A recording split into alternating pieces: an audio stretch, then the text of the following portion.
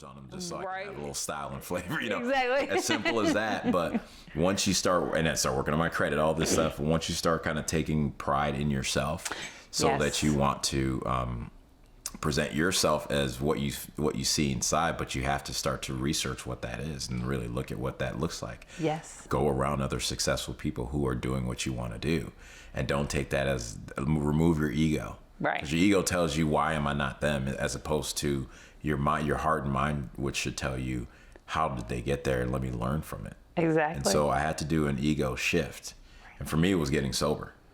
I got sober first time in 2013, and that didn't take. Sometimes it takes more than once. More than once, and that's a beautiful thing. Anyone out there who is struggling, it's not a thing where you have to be perfect just to want to stop. One of the things I tell people is failure is a verb. Yeah. It is not where you've landed. It may be where you are, but it's not where you've landed. It's an opportunity, really. Okay. And it's really cliche, as they say. It's like a failure is an opportunity to learn, but you can look at anyone all the way, from Martin Luther King to Abraham Lincoln, all the way back to Jesus. That's He right. says it's not about being perfect. That's right. It was never about being perfect. And for me, because I played football in college, and I played at a high level, and to me, like just playing at a high level, I had to be the man. And if I wasn't the man there, then I was failing. Right. Even though I was in the room, even though I was a part of it, even though I've earned my way there. Yeah. They had to feel it had to be the top.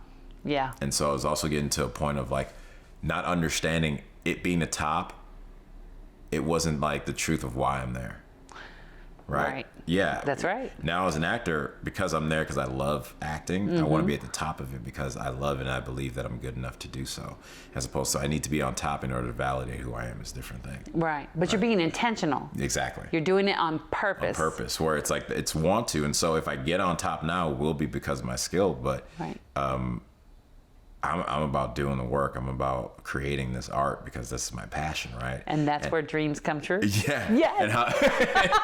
And so I've been trying to tell people, like, that's where dreams come true. That's what you got to do. And do a lot it of on times, purpose. But a lot of times for that dream, it's really like, are you serious about it? Like, what do you really want? What do you really want? And it's okay not to want where you are. Even if you're poor, or even because for me, when I made that shift, I was in a house that was an artist housing by name only. But it was one of those spaces where two of the couples that lived in the downstairs one was a set were crackheads and the other set were meth heads. You had the guy was a slumlord, so he would get all these like everyone that would come visit, like young 20-year-olds that would visit from foreign countries. He'd like pack them into rooms. Right. So they're in like bunk beds of 15 girls, and I thought it was cool because I had my own room, the biggest room in the house. Right. But at the end of the day, when my drinking's going so bad, and one of the guys who lives in the basement, and for a lot of people don't know, California doesn't really have basements because of earthquakes. So imagine where he was living technically. And he tells me, "Hey, we're going to talk to the landlord. If you come home drunk again, you're going to get kicked out." And I'm thinking to myself, we got obese individual over here who's sad and doesn't do anything for himself. We got two couples who they're both addicts. Right. And I'm about to get kicked out. Something's wrong. Something is not God the world pushing anymore. you out the door. It was not the world anymore. Yeah. Because I'm the one moving through all these situations. Right. And my decisions. And we had mentioned it earlier. It's like, life can seem, life can go by fast, but moments are long. Yes. Seasons can be long depending on what you did before to set yourself up. That's right. And in this world of instant gratification, and I fell for it. I still fall for it at times, but to know there's something bigger now, and that's what recovery taught me. There was something bigger, and it led me further down the line. Further down that line. To God of the Bible, like that's my saving grace. We control our seasons. Yep. And by and large, rarely I think does the Lord come in and like sever a season, but to move you in a direction, but it's not. It's still our choice. What I found with the Lord is always, in my experience, the Lord is always trying to talk to me. Was I listening? That's the thing. Yeah. The Lord is always trying to tell me, don't go that way. Don't go. He went. Get out of the basement. Yeah, seriously. And is that choice you talk about is like, am I willing to listen? And I always got it as like this voice, especially when I was drinking, it was a lot of cloud in my mind. So those moments of clarity, it would come out as like a yes or no. Right. And I always said this to my mom a few months ago. I was like, I thought to myself, every time you listen to that voice, it's never wrong. No. But when you don't listen to it, you have time, like most of the time, it's like you have a bad situation. Because that's the Holy Spirit in you, guiding you. Exactly. And if you don't listen to the guidance, and now, find yourself in trouble. But like anything, it takes work. It does. Just like not giving up, it takes work. And work, I mean, not do works for a sense of salvation, but like anything, you have to build a relationship. Right. It has to be a bridge. Yeah, you can't just not talk to God and be like, well, why isn't God around helping me? It's like, have a relationship. Does God, he sees you, but like, do you see God?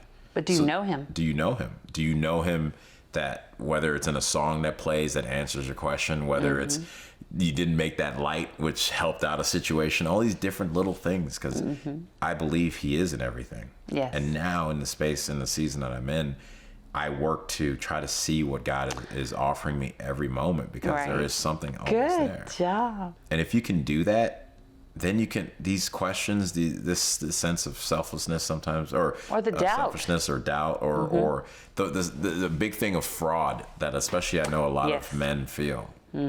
Because, we have to earn our way in the world to show like, hey, please marry me. I'm worth it. Right. Even that, it's like, I had this biggest sense of fraud. Even when I booked a Super Bowl commercial and I'm on set and I'm like, I hope they don't find out. Find out what? Because I didn't know that I was already loved. Yes. I didn't know that I was already put here to succeed in life. And like all of us, what the world puts in front of us, we will never be able to control that. No, we won't. But know that we are here by the grace of God in order to show our skill, what skill set did he give you? And it may not be what you want. And that's the biggest thing too. Yeah. That's why you have to have the relationship. Because how do you know what God wants from you if you're just going on your own, going, well, I want a mansion and cars and a bunch of money and a bunch of women. If I want that too, but I still want God to do that for me. But that want from me, man, in my 20s, if I had gotten that, I'd say it would have devastated you. I would have been dead or in jail, or I would have killed somebody. Yeah. Just because I was so reckless with my own life. Right. How could I be out in the world with now more resources with that recklessness? Exactly. And you see it happen so much with young athletes that get millions of dollars at 18, 19, 20. And people are like, I can't believe he did this. I'm like, he's 22. I know. With $20 million and all access. And most of the time, people don't tell you no until after you get arrested. Right. Until you're in trouble. So, now they want to question and how could, and so there's a lot of noise out there. There is. And that's done on purpose. Yeah. They need to distract us. Yeah. And turn us away from the one true God. But God centers us and gives us that hope. That's our enemy's purpose, is to distract us and to get us to believe that God is not worth it. Yeah. And so, or not real. And our culture has been turning so far away from that. Yes. We're seeing that teenage angst and that confusion that is a part of the human process now many people get stuck in a time warp because we have turned away from God. And the culture's like, no, that's okay. You can feel that for the rest of your life. Well, and some people just don't want to be bothered. Well, yeah. They just like, I don't want accountability. I don't want this. That's that teenage angst. That's like, because part of it too, and I've seen this with my godsons, every time you're shifting from, one godson shifting from the baby to like the little boy who's going to school now. Yeah. And he's fighting it hard. And then you're going to go from like the little school kid that knows his math and his 1 + 1 = 2 and the ABCs can sing it to like, to adolescence where it's like, all right, what's 2 × 3? Yeah. Like, and it's a fight there. But in that teenage world, when they start to codify the idea of being that, it's okay. You can be exploratory. That's the way your life is in that sense, in that adolescence. It's like you got to drag them along. It's like, pull them. We're losing generations. We really are. From maturing in this human existence, which is really a detriment to our whole society. And they're all on their phones.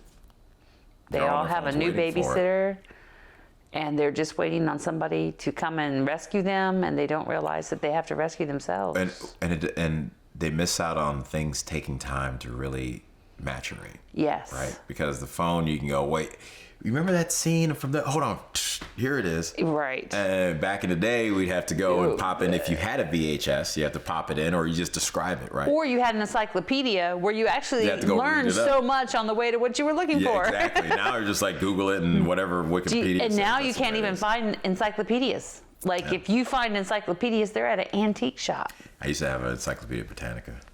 See? Yeah, do you still have it? No. It's like priceless right now. Yeah, now I think about it. It's worth like a lot of money. My mom put it in storage, and when we were clearing it out, we're like, we're good, we don't need it. Now look it's up. Because we have the internet. I know. Because they have obscured history. Mm-hmm. And so really the history is in those books, not in the internet. Oh, not at all. Not at all. See, and depending on which But we didn't know that then. But which browser you go to, because they made it easy.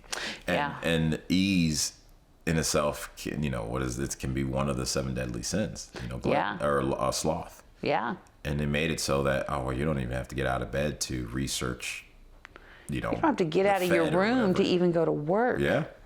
You remember that movie WALL-E? I don't. Oh, with the robot. WALL-E. Yeah, WALL-E. Yes. Really cute. Yeah. Do you guys remember the humans in that movie?